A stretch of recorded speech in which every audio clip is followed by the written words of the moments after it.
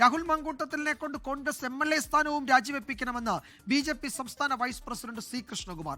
പോലീസിലെ ഒരു വിഭാഗം രാഹുലിന് വിവരങ്ങൾ കൈമാറുന്നുണ്ട് എന്ന് കൃഷ്ണകുമാർ ആരോപിച്ചു.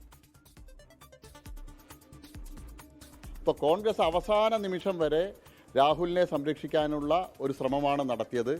ആ ശ്രമം പരാജയപ്പെടുന്ന 100% അവർക്ക് ഉറപ്പായ സമയത്താണ് ഇപ്പോൾ മുഖം രക്ഷിക്കാനായിട്ടുള്ള ഈ പുറത്താക്കൽ.